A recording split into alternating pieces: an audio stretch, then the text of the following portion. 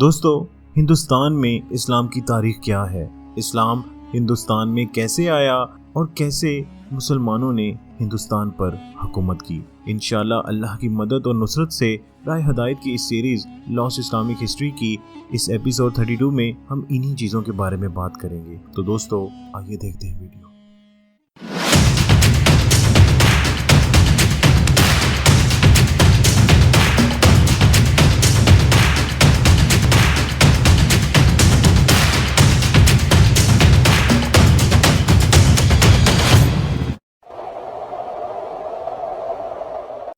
دوستو، جیسا کہ میں نے آپ کو لاسٹ اسلامک ہسٹری کی 14th ایپیسوڈ میں بتایا تھا کہ 8ویں صدی کے شروع میں محمد بن قاسم نے درہ سندھ کی وادی پر چڑھائی کی، لیکن اسلامی سیاسی اعتبار سے بر صغیر میں زیادہ اندر تک نہیں گیا۔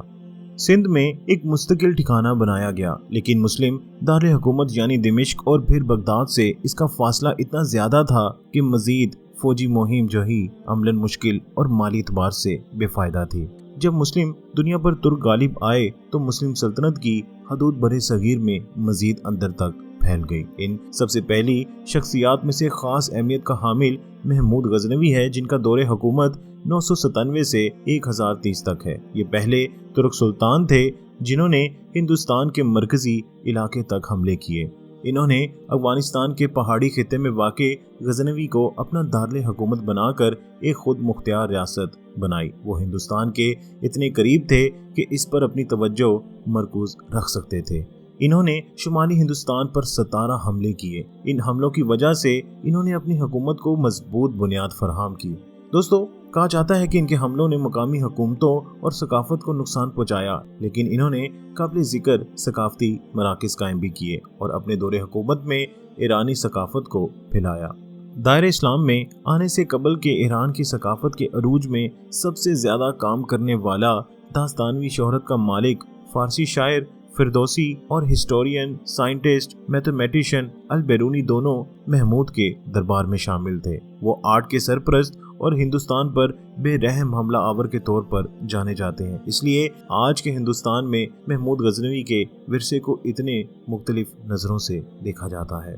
دوستو، اس واقعے سے قطع نظر محمود غزنوی سلطنت نے ہندوستان کی مسلم فتوحات کی بنیاد رکھی۔ اس کے بعد غوری آئے، یہ بھی افغانستان سے نکل کر ہندوستان پر حملہ آور ہوئے اور مزید اندر تک چلے گئے۔ انہوں نے 1192 یعنی 1192 میں دلی پر قبضہ کر لیا۔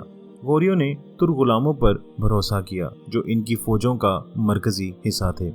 اس اعتبار سے وہ اسلامی دنیا کے مغرب میں واقع اپنے زمانے کے ایوبیوں کے سے تھے۔ دوستو، مملوک بادشاہوں نے انہی غلاموں کی فوج سے مصر پر اپنی حکومت بنائی تھی۔ اپنے مصری ہم عصروں کی طرح ہندوستان میں بھی غلام فوجوں نے بالآخر اپنے مالکوں کے تخت الٹائے اور خود اپنا دور حکومت قائم کیا، جسے سلاطین دلی کا دور کہا جاتا ہے۔ سلاطین دلی 1526 میں منگول کی آمد تک ہندوستان کے مختلف حصوں پر حکومت کرتے رہے۔ سلاطین کے دور حکومت 3 صدیوں تک چلتا رہا۔ انہوں نے دلی پر اپنا تخت لگایا اور مملوک، خلجی، تغلق اور لودھی خاندانوں کے نام سے ہندوستان پر حکومتیں کی۔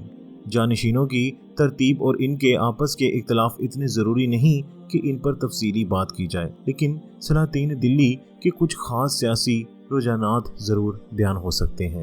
پہلی بات تو یہ کہ سلطنت کو ترک غلام سلطنت کے طور پر چلایا گیا۔ اس اعتبار سے یہ مصر کے مملوک حکومت کی طرح تھی۔ بہت کم ہوتا تھا کہ باپ کی جگہ بیٹا حکمران بنے۔ اس کی بجائے سلطان کے مرنے پر سلطنت کے وزیر مل کر نیا جنرل چنتے جو مرحوم کی جگہ لیتا۔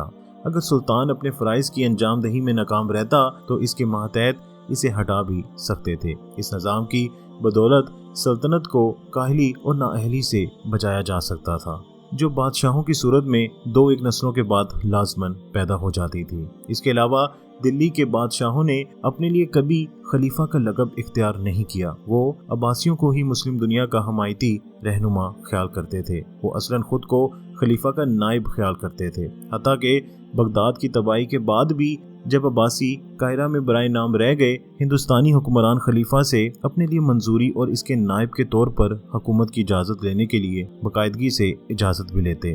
دوستو سلاطین کا زمانہ ہندوستان میں اسلام کے پھیلنے کے اعتبار سے بھی بڑا اہم تھا۔ بحرہ ہند کے ساحلی علاقوں میں عرب تاجروں کی آمد و فروخت کی وجہ سے اسلام 7ویں صدی کے شروع سے ہی برصغیر میں موجود تھا، لیکن ہندوستانی آبادی کے قابل ذکر حصے میں اسلام کی تبلیغ کے لیے کسی سیاسی حکومت کی سرپرستی ضروری تھی۔ سلاطین دلی نے یہ موقع فراہم کیا۔ صوفی سلسلوں کو شاہی مدد حاصل تھی، وہ ہندوستان بھر کی آبادی کے تمام طبقوں میں اسلام کی تبلیغ کر سکتے تھے۔ ہندوستان کی تقریباً ساری آبادی بہت سے خدائی مذاہب کی پیروکار تھی۔ باطنی روحانی جہاد کے بغیر ان کے لیے کسی بھی وحدتی مذہب کو قبول کرنا بڑا مشکل تھا۔ اس لیے روحانیت سے سرشار صوفیوں کے لیے ہندوستانی سوسائٹی بڑی زرخیر ثابت ہوئی۔ اسی لیے جہاں مسلم علماء، جن میں سے زیادہ تر کا تعلق عرب اور ایران سے تھا، نے روحانی تسکین اور اللہ کے ساتھ ایک نئے تعلق کا پرچار کیا۔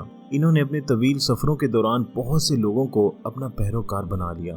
اسلام کے درس کے سب برابر ہیں، کوئی کسی سے بڑا نہیں، وہاں کے لوگوں پر بہت اثر ڈالا، کیونکہ ہندوؤں میں تو ذات پات بہت ہوتی تھی۔ وہی درس برابری جس کی بہترین مثال آپ صلی اللہ علیہ وسلم کے فرمان میں ہے کہ اللہ کی نظر میں تمام اہل ایمان برابر ہیں۔ درست تعداد کی گنتی تو ممکن نہیں، لیکن جہاں مبلغین اور بذریعہ تجارت بحر ہند کے راستے بنگال اور گجرات آنے والے مسلم تاجروں کی مشترکہ کوششوں سے اسلام نے ہندوستانی سوسائٹی میں اپنے پاؤں پورے برصغیر میں مضبوطی سے جما لیے۔ اگرچہ مسلمانوں کی تعداد ہندوؤں سے ہمیشہ کم رہی، لیکن ہمیں ہمیشہ اپنے بڑوں کے لیے دعا کرنی چاہیے کہ ان کی بدولت آج ہم مسلمان ہیں۔